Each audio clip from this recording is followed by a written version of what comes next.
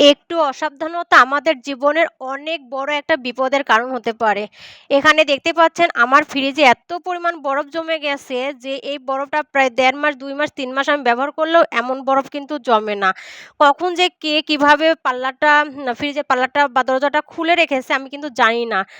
৩ টা বের করেছি কোনমতে অনেক কষ্ট করে। নিচের ড্রয়ারটা কিন্তু বেরই হচ্ছে না। দেখেন কি পরিমাণ বরফ জমে গেছে এবং নিচের দিকেও কিন্তু অনেকটা গলে সবকিছু কিন্তু প্রায় নষ্ট হওয়ার দিকে। আমি কিন্তু জানিই না যে এই অবস্থা হয়েছে।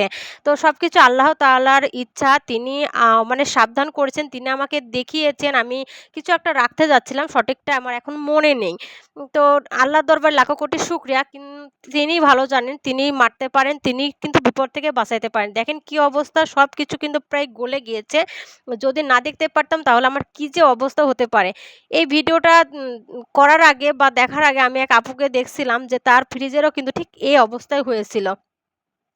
আর আমার ফ্রিজেতে এমন অবস্থা হওয়ার কোনো কথা না। হয়তো বাচ্চারা কোনো মতে বা ভুল করে বা নিজের অজান্তে বা আমিও হয়তো ভুল করেই পাল্লাটা হয়তো খুলে রেখেছি বা দরজা যেহেতু আটকা ছিল না এজন্য হইতে পারে। তো আপনারা খুব সাবধান থাকবেন ফ্রিজের জিনিসপাতি বের করে তারপরে কিন্তু সুন্দরভাবে পাল্লাটা লাগছে কিনা বা দরজাটা লাগছে কিনা দেখবেন।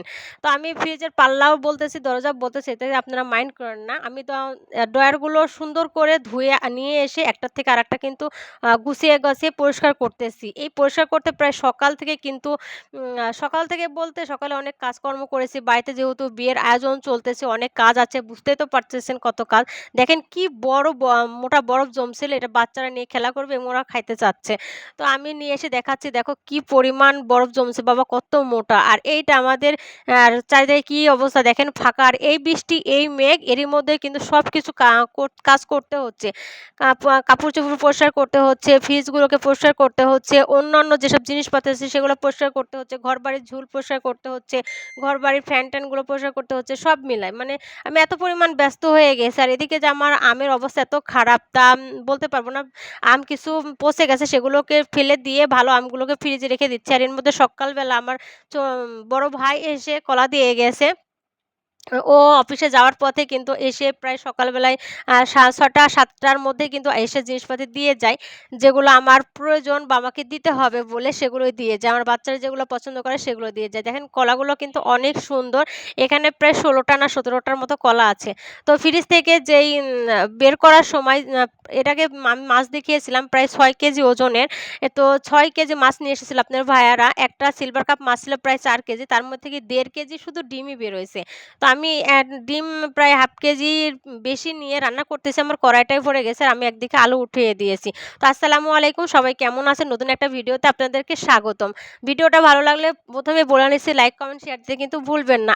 আপনাদের ভালোবাসায় আমি ৩০০ পরিবার পেয়েছি। আপনারা যদি ভালো না বাসতেন তাহলে কিন্তু আমি এত বড় পরিবার নিয়ে সামনে এগিয়ে যেতে পারতাম না। আপনারা সবাই আমাকে ভালোবাসা দিবেন। আমার মনে একটা সৎ নেয়াত নিয়ে আপনাদের মাঝে আমি চলে এসেছি। আপনারা যদি আমাকে ভালোবাসা না দেন হয়তো আমি সম্ভব হবে না আমার সেই আগামী সৎ নেয়াতটা পূরণ করার জন্য। তো আপনাদের ভালোবাসা, সাপোর্ট আপনাদের সব নিয়ে কিন্তু আমাকে এগিয়ে যাইতে হবে। তার মানে ইয়েতে আপনারাও থাকবেন। উম আমার যে সৎ নেয়াতে সেটা আপনারাও যোগদান হবেন আমাকে সাপোর্ট করলে। আর এই দেখেন রাতে কিন্তু ঘরবাড়িগুলো ঘেরানো হচ্ছে। আমরা যখন ২ টা বউ ছিলাম তখন কিন্তু একটা গেট দিয়ে আমরা সবাই মিলে যাতায়াত করতাম। আর এই বউটা আসা দেখে মনে করেন যে সবারই ভাগ্য খুলে গেছে। চারিদিকে বাড়ির চারিদিকে কিন্তু টিন দিয়ে ঘেরা হচ্ছে। তো ২ টা গেট অলরেডি তৈরি করা হচ্ছে। আর এখানে যে ফাঁকা দেখা যাচ্ছে এখানে বলে একটা গেট হবে। তো আমার বাচ্চারা এই খাটটা জিনিসপাতি সবকিছু নিচে নামানো হয়েছিল। আর ওরা নিচে খেলা করতেছে। আর সামনে দেখছেন খাটেরটাও ফাঁকা। সবকিছু পরিষ্কার করতে হচ্ছে। আর ভাগ্য খারাপ হলে যা হয় আরকি। আপনার যখন দেখবেন যে টাকা থাকবে তখন কিন্তু আপনার আশপাশে মৌমাছির মতো একদম ভু, ভু করে আপনার চারপাশে মানুষ কিন্তু বন্ধু-বান্ধব সবাই কিন্তু থাকবে। আর যখন আপনার টাকা থাকবে না কেউ আপনার খোঁজখবর নেবে না। এটা কিন্তু টাকারই খেল। দেখেন আমার বাচ্চারা এত খুশি সব বালিশ-টালিশ দিয়ে তারা কিভাবে লাফাঝাপা করতেছে। আর আসলে যমজদের মানুষ করা কিন্তু অনেক কঠিন। তাদের মারধর, কান্নাকাটি সবসময় কিন্তু লেগে থাকে। তাদের ভালো কিছু বুদ্ধি দেওয়া, জ্ঞান দেওয়া তারা কিন্তু শুনতেই চায় না।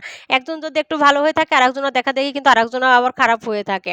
তো আমার এই যে যেই ছেলেটা একটু হাইটে শর্ট বা তার দুর্বলতা আছে আপনারা ভিডিও যদি ফলো করেন অবশ্যই বুঝতে পারবেন। তার কিন্তু যখন হয়েছিল তার কিন্তু কানই পুরোপুরি হচ্ছিল না। আর এটা পরের দিনকার ভিডিও যেটা আমি বাচ্চাদেরকে স্কুলে নিয়ে যাচ্ছিলাম। দেখি যে কিছু হাঁস পানিতে কি সুন্দর করে ভেসে বেড়াচ্ছে। যাচ্ছে, সেগুলো আমি ভিডিও